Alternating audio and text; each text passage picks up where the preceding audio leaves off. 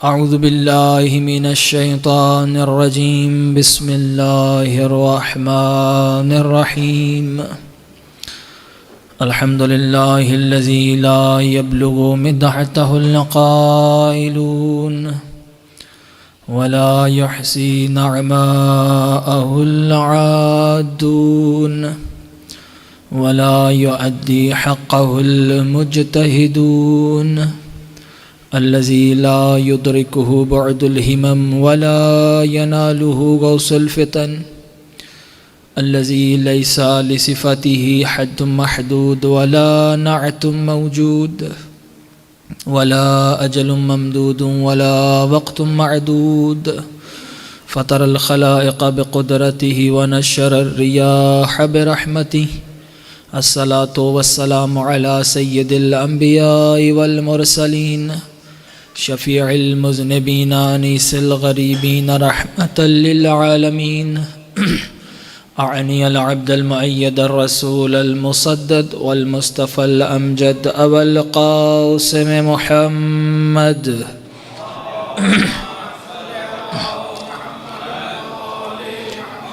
وعلى أولاده الطيبين الطاهرين المعصومين واللعنة الدائمة على أعدائهم أجمعين أما بعد فقد قال الرحمن في القرآن بسم الله الرحمن الرحيم إن الحسنات يذهبن السيئات صلوات بر محمد وآل محمد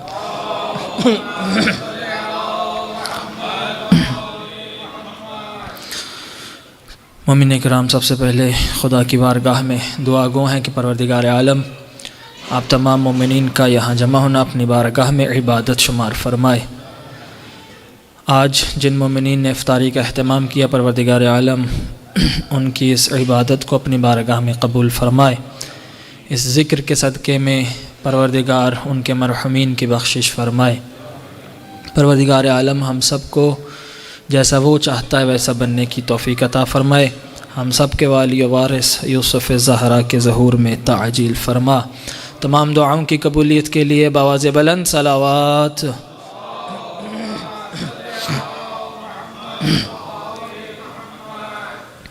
مومن کرام، چونکہ ہمارا موضوع خطبہ شعبانیہ چل رہا تھا، لیکن بیچ میں چونکہ جناب خدیجہ سلام اللہ علیہ کے مجالس تھی، اس حوالے سے ہم نے پھر اس کو وہاں پہ سٹاپ کیا۔ آج انشاءاللہ ہم کوشش کریں گے اس خطبہ کو جاری رکھا جائے۔ آپ کی خدمت میں کچھ مطالب عرض کیے تھے کہ رسول اللہ فرمایا ایھا الناس، اے لوگو، انہ قد اقبل الیکم شہر اللہ، کہ تمہاری طرف خدا کا مہینہ آ رہا ہے، بالبرکۃ والرحمۃ والمغفرہ، رحمت و برکت و مغفرت کے ساتھ۔ شہر هو عند اللہ افضل الشہور، یہ وہ مہینہ ہے کہ جو خدا کے نزدیک تمام مہینوں سے افضل ہے۔ اور ہم نے عرض کیا کہ رسول اللہ فرماتے ہیں اس مہینے کو باقی مہینوں پر وہی فضیلت ہے جو اہل بیت کو باقی لوگوں پر فضیلت ہے۔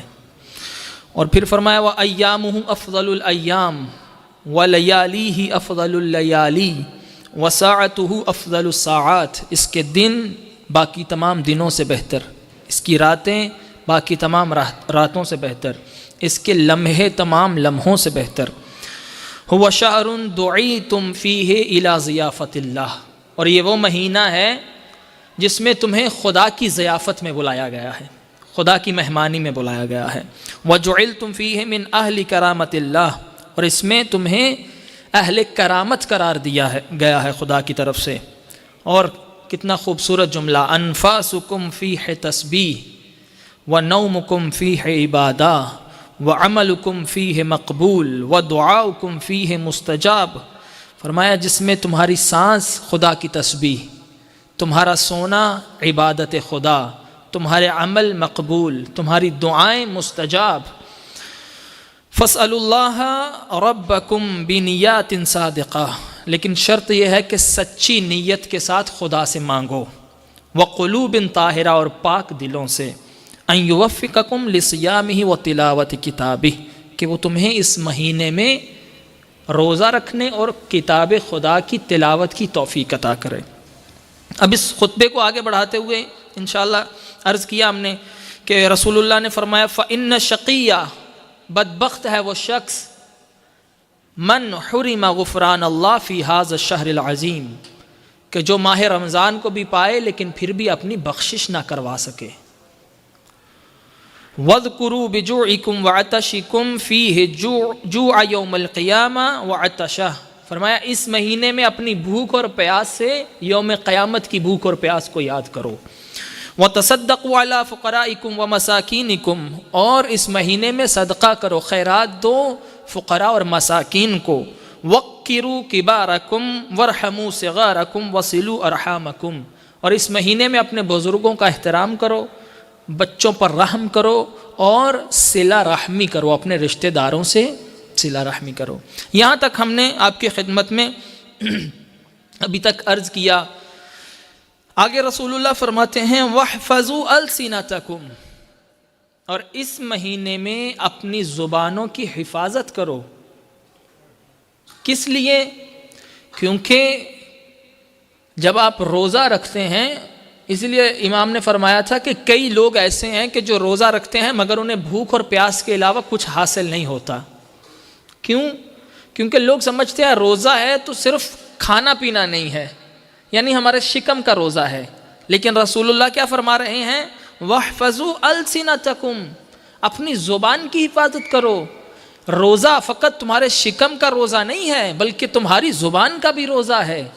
خبردار اس زبان سے کبھی غیبت نہ کرنا، کسی مومن کو اذیت نہ دینا، کسی پر بہتان نہ لگانا، کسی پر تہمت نہ لگانا۔ اگر تم ایسا کرو گے تمہارے پیٹ کا روزہ تو ہے مگر تمہاری زبان کا روزہ نہیں ہے۔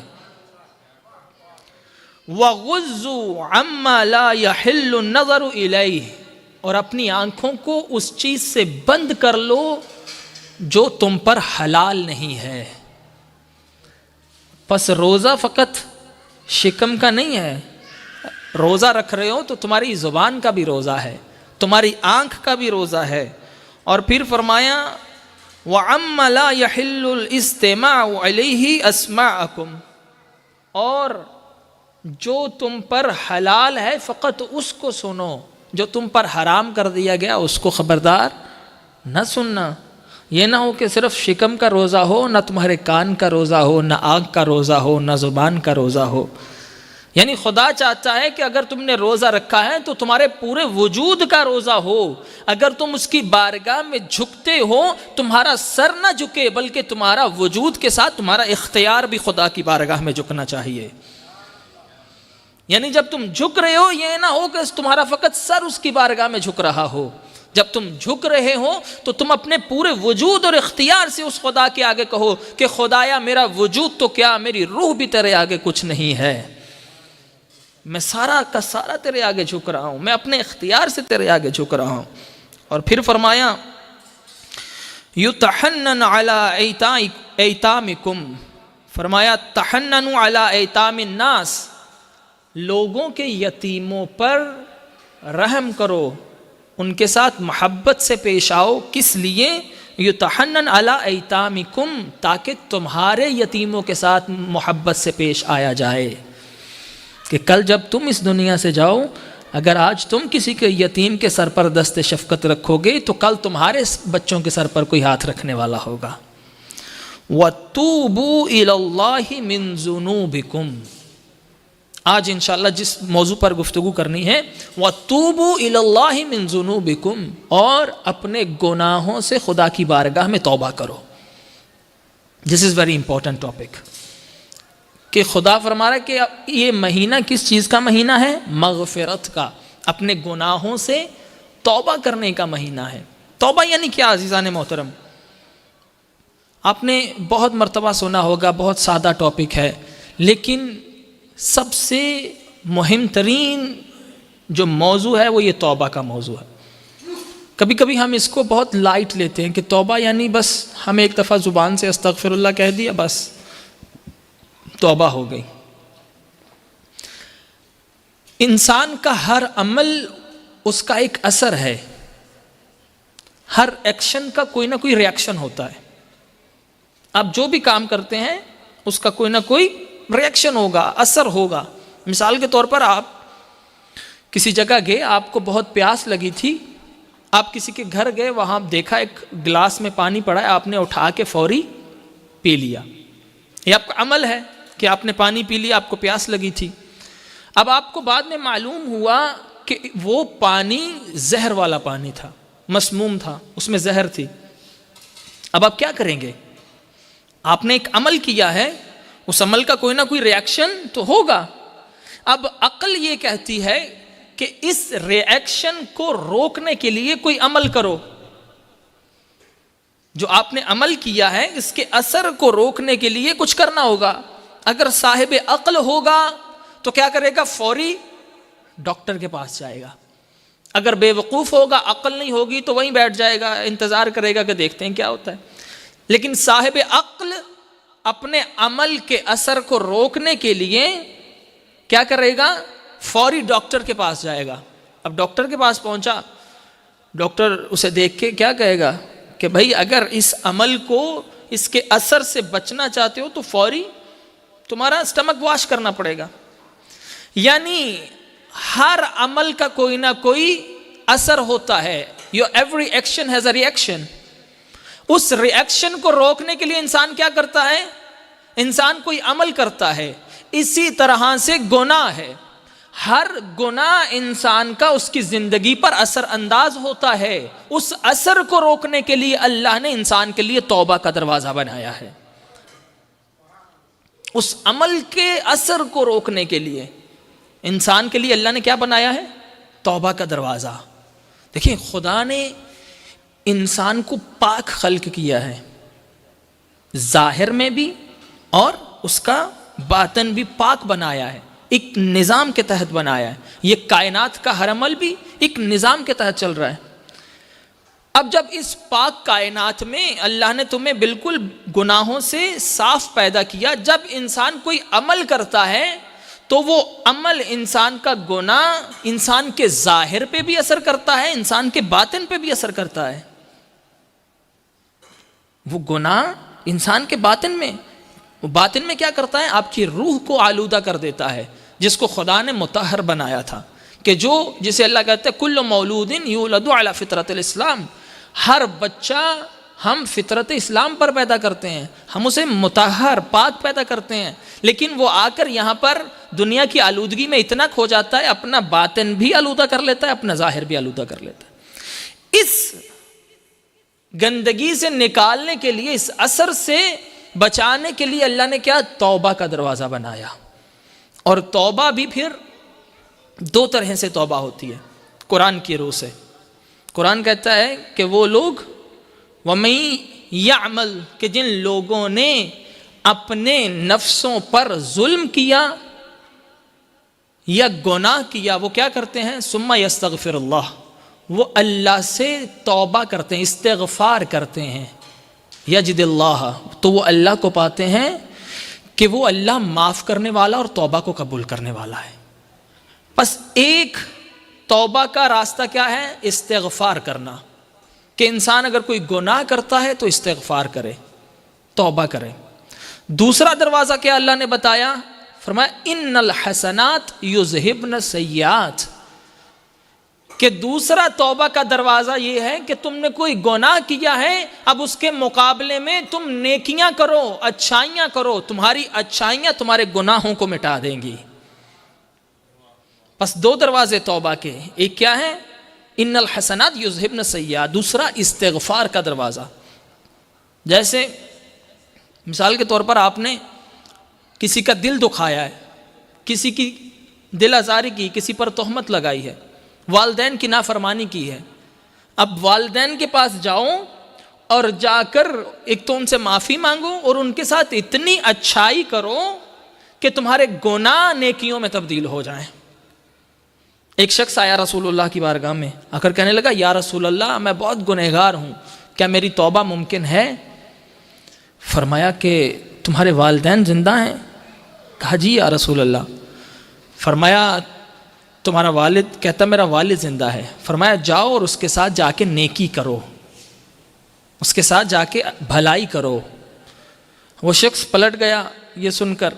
آپ نے فرمایا کاش اس کی ماں زندہ ہوتی کہ خدا اس کی ماں کے ذریعے اس کی جلد توبہ قبول کر لیتا. پس اگر برا عمل کیا ہے خدا کی بارگاہ میں استغفار کرو اور کیا کرو؟ نیک عمل کرو کہ تمہارے یہ نیک عمل تمہارے اعمال برے اعمال کو محو کر دیں گے، مٹا دیں گے. لیکن یہاں پر بھی عزیزان محترم ایسا نہیں ہے کہ ہر قسم کی توبہ اللہ قبول کر لیتا ہے. ہر قسم کی توبہ بھی قبول، چونکہ آج شب جمعہ ہے تو ہم نے اس لیے اس ٹاپک کو رکھا کہ شب جمعہ شب رحمت ہے، شب مغفرت ہے، شب بخشش ہے. منادی آسمان میں ندا دیتا ہے کون ہے جو خدا کی بارگاہ میں توبہ کرنے والا ہو، کہ خدا نے آج کی رات اپنی خاص رحمت کے دروازے کھول دیے ہیں. تو بس توبہ یعنی کیا؟ توبہ یعنی خدا کی طرف لوٹ آنا. انسان اگر کسی مثال کے طور پر مجھے جانا سڈنی ہے اور میں کیا کروں؟ میں پرتھ کی طرف چلا جاؤں، ادھر سفر کرنا شروع کر دوں، تو کیا میں سڈنی پہنچ جاؤں گا؟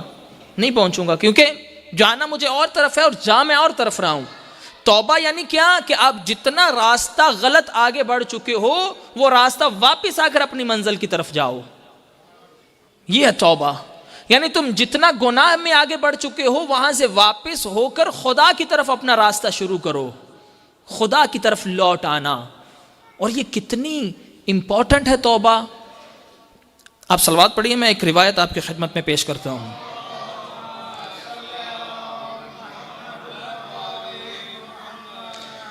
فرمایا توبہ کتنی امپورٹنٹ ہے انسان کے لیے. اللہ افرح بتوبۃ عبدہ من العقیم الوالد. حدیث کے جملے ہیں. امام باقر علیہ السلام ارشاد فرماتے ہیں، امام فرماتے ہیں کہ خداوند عالم اتنا کبھی خوش نہیں ہوتا جتنا کب خوش ہوتا ہے؟ جب کوئی جوان توبہ کرتا ہے. اور کتنا خوش ہوتا ہے خدا جب کوئی جوان توبہ کرتا ہے؟ فرمایا اللہ افرح بتوبۃ عبدہ من العقیم الوالد ومن الضال الواجد ومن الزمان الوارد. اللہ اکبر. فرمایا خدا ایسے خوش ہوتا ہے کسی جوان کی توبہ پر جیسے کسی بے اولاد کو بہت عرصے بعد اولاد عطا ہو جائے. خدا اتنا خوش ہوتا ہے کہ جیسے وَمِنَ الضَّالِ الْوَاجِدِ، جیسے آپ کا کوئی اپنا، کوئی آپ کا محبوب، آپ کا بیٹا، آپ کا بھائی گم ہو جائے اور عرصے بعد آپ کو وہ مل جائے تو آپ کتنے خوش ہوں گے. امام فرماتے ہیں خدا اتنا خوش ہوتا ہے کسی جوان کی توبہ سے. وَمِنَ الزِّمَانِ الْوَارِدِ، اور فرمایا کہ جیسے کوئی پیاسا ہو اور اس پیاسے کو پانی مل جائے تو وہ خوش ہوتا ہے. خدا توبہ سے ایسے خوش ہوتا ہے جوان کی توبہ سے. اور اس لیے فرمایا ان اللہ یحب التوابین. یعنی خدا کتنا کریم ہے کہ وہ کیا کر رہا ہے؟ ان اللہ یحب التوابین. خدا توبہ کرنے والوں سے محبت کرتا ہے. یعنی آپ خدا کی نافرمانی کر رہے ہیں لیکن خدا کہتا ہے اگر تو سچے دل سے میری بارگاہ میں پلٹ آئے گا ان اللہ یحب التوابین، تو خدا کا محبوب بن جائے گا. اور پھر فرمایا التائب من الذنب کمن لا ذنب لہ، کہ جو گناہوں سے توبہ کرتے ہیں گویا ایسے ہی ہے جیسے اس نے زندگی میں کوئی گناہ کیا ہی نہ ہو. یعنی خدا نے آپ کے لیے دروازہ کھولا ہے لیکن ہر توبہ قبول نہیں ہوتی. عزیزان محترم خدا کو کون سی توبہ چاہیے؟ فرمایا یا ایھا الذین آمنوا توبوا الی اللہ توبۃ نصوحا. اگر خدا کی بارگاہ میں توبہ کرنی ہے تو توبہ نصوح کرو. توبۃ النصوح یعنی کیا؟ معصوم سے جب پوچھا گیا یعنی کیا مطلب توبۃ النصوح؟ فرمایا توبہ نصوح یعنی کہ تم جب توبہ کر رہے ہو تو تم دل میں یہ یقین رکھتے ہو، اس نیت کے ساتھ توبہ کرو کہ کبھی گناہ کی طرف لوٹ کر نہیں جاؤ گے. ہمارے ذہن میں کیا ہوتا ہے جب ہم توبہ کرتے ہیں، استغفار کرتے ہیں، تو ذہن میں کہیں نہ کہیں دل میں ہوتا ہے اگر دوبارہ یہ چانس ملا تو ضرور گناہ کروں گا. امام فرماتے ہیں یہ توبہ نہیں، یہ خدا کے ساتھ مذاق کر رہے ہو تم. اگر توبہ کرنی ہے تو توبہ نصوح کرو اور تم ایک دفعہ پلٹ کر تو آؤ خدا کی بارگاہ میں، پھر دیکھنا کہ خدا تمہارے ساتھ کیا عمل کرتا ہے، خدا تمہیں کیسا بنا دیتا ہے. ان اللہ یحب التوابین، خدا توبہ کرنے والوں سے محبت کرتا ہے۔ عجیب واقعات ہیں۔ ایک جوان رسول اللہ کی بارگاہ میں آیا، آ کر کہنے لگا یا رسول اللہ، معاذ بن جبل رسول خدا کے صحابی ہیں، وہ رسول کی خدمت میں آئے اور آ کر کہنے لگے یا رسول اللہ، ایک جوان ہے جو باہر کھڑا ہے اور مسلسل گریا کر رہا ہے، اتنا گریا کہ کوئی اسے چپ نہیں کروا سکتا، کہا اسے بلاؤ۔ جب اسے بلایا گیا تو رسول خدا نے پوچھا کیوں اتنا گریا کر رہے ہو؟ کہنے لگا یا رسول اللہ، میرے گناہ اتنے ہیں کہ کیا خدا مجھے معاف کر دے گا؟ عجیب روایت کے جملے ہیں۔ رسول اللہ نے پوچھا کہ کیا تمہارے گناہ پہاڑوں سے بھی زیادہ ہیں؟ کہتا ہے جی یا رسول اللہ۔ رسول خدا نے فرمایا کیا تمہارے گناہ زمین سے بھی زیادہ ہیں؟ کہنے لگا جی یا رسول اللہ۔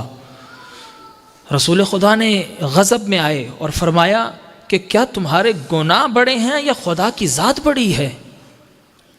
کہنے لگا یا رسول اللہ، یقیناً خدا کی ذات بڑی ہے، لیکن میں نے ایک ایسا گناہ کیا ہے کہ جو کبھی معاف نہیں ہو سکتا۔ رسول خدا نے فرمایا کیا تو نے شرک کیا ہے؟ کہتا نہیں۔ پھر اس نے خود بتایا، کہتا یا رسول اللہ، میں ایک چور ہوں۔ میں کیا کرتا تھا، جب بھی کوئی لوگ قبرستان میں کسی مردہ کو دفناتے تھے تو میں رات کو قبر کو کھول کر کفن چوری کر لیا کرتا تھا۔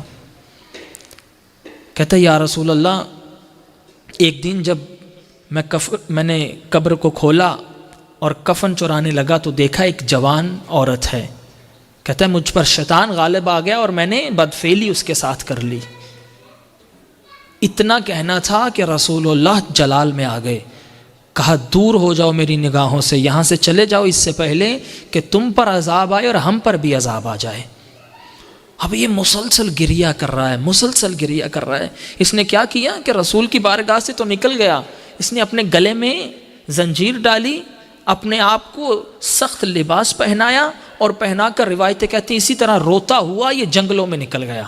اب خدا سے کہتا ہے خدایا مجھے معاف فرما دے، خدایا یہ میں نے کیسا عمل کیا۔ خدا سے مسلسل استغفار توبہ کر رہا ہے۔ اب یہاں پر قرآن کی آیت نازل ہوئی، اللہ اکبر۔ روایتیں کہتی ہیں یہاں پر قرآن کی آیت نازل ہوئی رسول خدا کے لیے، اور اللہ فرماتا ہے وَالَّذِينَ إِذَا فَعَلُوا فَاحِشَةً أَوْ ظَلَمُوا أَنفُسَهُمْ ذَكَرُوا اللَّهَ فَاسْتَغْفِرُوا لِذُنُوبِهِمْ وَمَنْ يَغْفِرُ الذُّنُوبَ إِلَّا اللَّهُ۔ اللہ نے رسول اللہ پر وحی نازل کی، قرآن کی آیت آئی کہ وہ لوگ کہ جو فاحشہ کام انجام دیتے ہیں، برے عمل انجام دیتے ہیں اور اپنے نفسوں پر ظلم کرتے ہیں، ذکر اللہ، پھر بعد میں کیا کرتے ہیں، خدا کا ذکر کرتے ہیں، خدا سے استغفار کرتے ہیں اپنے گناہوں کی، اور پھر فرمایا خدا کے سوا کون ہے کہ جو گناہوں کو معاف کرنے والا ہے۔ اے میرا حبیب جاؤ اور اس جوان کے پاس اسے جا کر کہو کہ خدا نے تمہاری توبہ کو قبول کر لیا ہے۔ وہ جوان جسے رسول نے اپنی محفل سے نکالا تھا گناہوں کی وجہ سے، اب رسول خدا اپنے اصحاب کو لے کر خود اس جگہ پر پہنچے جہاں وہ جوان تھا، اور جا کر اسے بتایا کہ خدا نے تمہاری توبہ کو بھی قبول کیا ہے، تمہارے عمل کی وجہ سے قرآن کی آیت نازل ہوئی ہے۔ یعنی جتنے بھی گنہگار ہو، لوگ اکثر سوچتے ہیں کہ اب تو میری ساری زندگی گناہوں میں گزر گئی، اب میں کیا توبہ کروں، لیکن خدا کیا کہتا ہے قرآن میں، یا ایھا الذین اسرفوا علی انفسہم، اے وہ لوگوں جنہوں نے اپنے نفسوں پر ظلم کیا، لا تقنطوا من رحمت اللہ، اللہ کی رحمت سے کبھی مایوس نہیں ہونا، اللہ کی رحمت کا دروازہ ہمیشہ کھلا ہے، خدا تمہیں ہمیشہ معاف کرنے کے لیے آمادہ ہے، بس ایک مرتبہ اس کی بارگاہ میں آؤ تو صحیح، ایک مرتبہ اسے پکارو تو صحیح۔ ایک شخص امام موسیٰ کاظم علیہ السلام کی بارگاہ میں آیا، اللہم صلی اللہ علیہ وسلم، کہنے لگا مولا کیا آپ کے شیعہ بھی گناہ کرتے ہیں؟ امام نے فرمایا ہاں شیعہ سے بھی گناہ ہو سکتے ہیں۔ کہنے لگا مولا تو کیا وہ جو گناہ کرتا ہے ہم اسے فاسق کہہ سکتے ہیں؟ امام نے فرمایا فاسق العمل، اس کی ذات فاسق نہیں ہے بلکہ اس کا عمل فاسق ہے۔ اس کے عمل کو فاسق کہہ سکتے ہو، اس کے عمل کو برا کہہ سکتے ہو؟ کہنے لگا مولا کیا ہم اس سے دوری اختیار کر سکتے ہیں، اس سے برات کر سکتے ہیں؟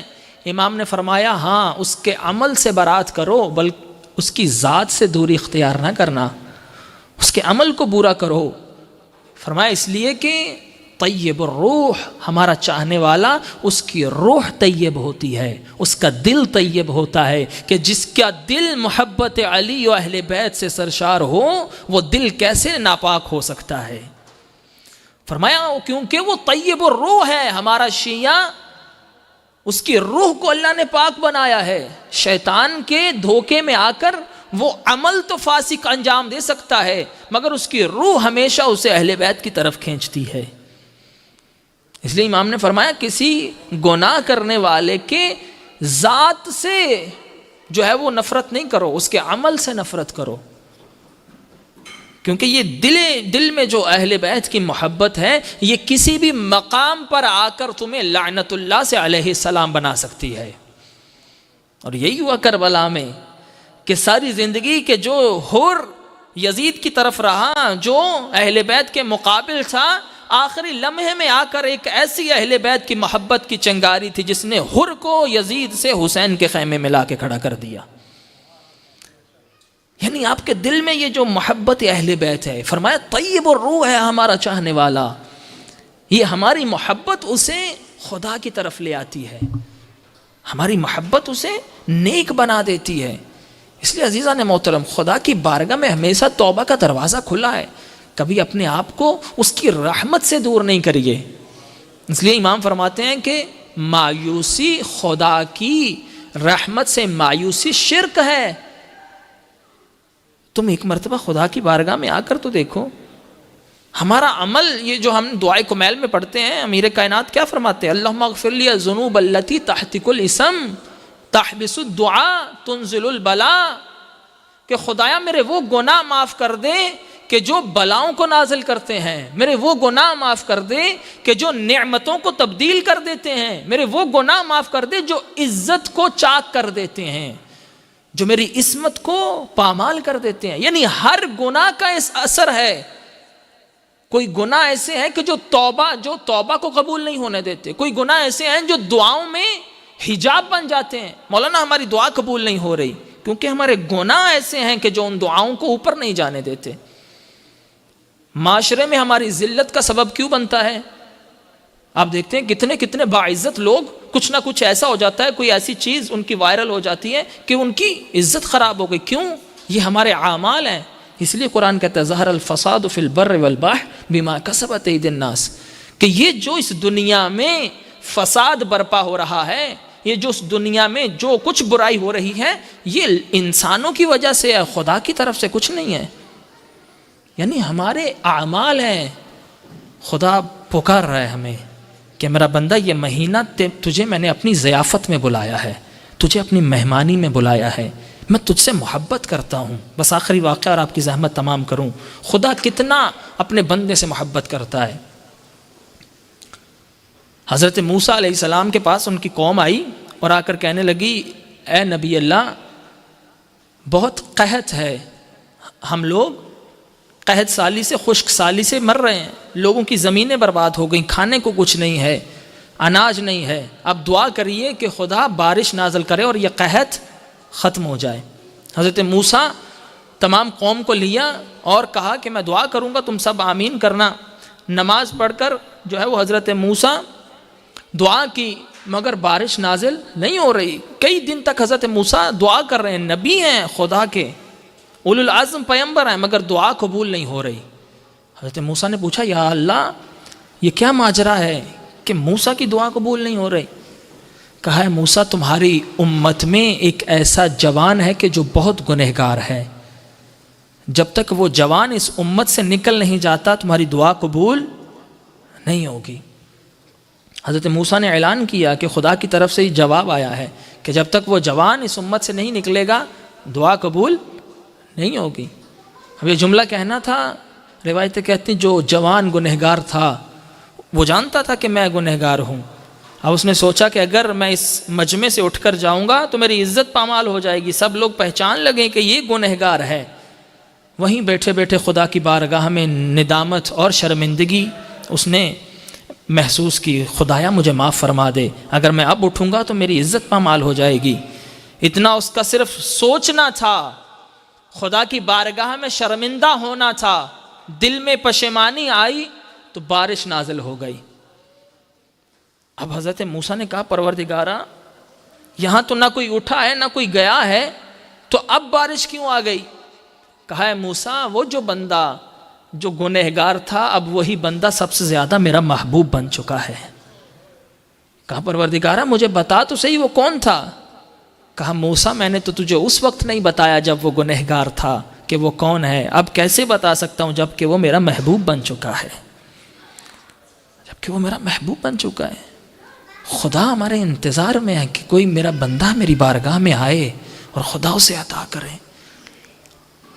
عزیزان محترم، زندگی کا نہیں معلوم کہ ہمیں شب قدر کی راتیں بھی نصیب ہوں یا نہ ہوں۔ آج شب جمعہ ہے، آج مخصوص رات ہے، خدا نے ایک خاص رحمت کے دروازے کھولے ہیں، نہ جانے ہمیں یہ لمحے پھر نصیب ہو نہ ہو۔ خدا کی بارگاہ میں دعا بلند کریے ہاتھ کہ پروردگار عالم ہم سب کی بخشش فرمائے۔ پروردگارا تجھے واسطہ محمد و آل محمد کا، تجھے واسطہ اہل بیت کی عظمت کا، ہم سب کے مرحومین کی بخشش فرما۔ پروردگارہ ہم سب کے کبیرہ صغیرہ گناہوں کو معاف فرما۔ خدایا تجھے وسیلہ دیتے ہیں ان اہل بیت کا کہ جنہوں نے تیری رضا کی خاطر اپنا سب کچھ لٹا دیا۔ روایتیں کہتی ہیں ایک شخص امام سجاد کے پاس آیا اور آ کر کہنے لگا مولا میں بہت گنہگار ہوں۔ امام نے کہا کہ کیا تیرے گناہ ریت کے ذرات سے بھی زیادہ ہیں؟ کہتا ہے جی مولا۔ امام نے فرمایا کیا تیرے گناہ بارش کے قطروں سے بھی زیادہ ہیں؟ کہتا ہے جی مولا۔ امام نے فرمایا جا خدا کی بارگاہ میں ہمارا جا کے وسیلہ دے، خدا تجھے معاف کر دے گا۔ خدایا تجھے واسطہ حسین کی غربت کا، تجھے واسطہ سید سجاد کی غربت کا، پروردگارہ تجھے اس بیمار کا واسطہ کہ شب عاشور اور روز عاشور اس کا یہ عالم تھا کہ بستر بیماری پر ایک مرتبہ جب روز عاشور آنکھ کھلی تو دیکھا کہ ایک مرتبہ کہا پھوپھی اماں ذرا پردے کا خیمے کا پردہ ہٹائیے۔ اب جو ہی خیمے کا پردہ ہٹانا تھا امام نے کیا دیکھا کہ نیزے پر ایک سر بلند ہے، ارے جس کی سر سے خون بہہ رہا ہے، ارے جس کی بالوں میں کربلا کی خاک ہے، ارے وہ سر کہ جس کی داڑھی میں علی اصغر کا خون ہے۔ امام علیہ السلام نے ایک مرتبہ وہاں کہا السلام علیک یا ابا عبداللہ، اے میرے بابا اپنے بیٹے کا سلام قبول فرمائیے۔ میرے اللہ تجھے واسطہ سید سجاد کی اس عالم کا کہ جب 11 محرم ایک مرتبہ گنج شہداء سے گزارا گیا قیدیوں کو، بی بی نے دیکھا کہ سید سجاد کے چہرے پہ موت کی زردی چھائی ہے۔ کہا بیٹا سجاد اپنے آپ کو سنبھالو۔ کہا پھوپھی اماں ارے اس بیٹے پہ کیا گزرے گی، ارے جس کے سامنے اس کے بابا کا لاشا بے گور و کفن بڑا ہو، ارے لعین اپنے لاشوں کو اٹھا رہے ہیں، ارے حسین کا لاشا کربلا کی گرم ریت پر۔ ایک مرتبہ بی بی نے سجاد کو سنبھالا، مگر میں قربان جاؤں وہ بی بی جو سید سجاد کو تسلیاں دیتی تھی۔ روایتیں کہتی ہیں جو ہی حسین کے لاشے کے قریب آئی، ارے خود کو ناکے سے گرا دیا، کوہنیوں کے بل حسین کے لاشے پہ پہنچی۔ ایک جملہ کہا انت اخل حسین، او کیا میرا ماں جایا حسین تو ہے، او اگر میرا بھائی حسین تو ہے، این رأسک، او تیرا سر کہاں گیا؟ او مولا کی کٹی ہوئی رگوں سے ایک جملہ آیا انت اخت زینب، کیا تو میری بہن زینب ہے، او اگر تو زینب این رداؤ کی، او تیرے سر کی چادر کہاں؟ او بھیا جس شمر نے تیرا سر کاٹا اسی نے زینب کی چادر کو لوٹ لیا۔ الا لعنت اللہ وسيعلم الذين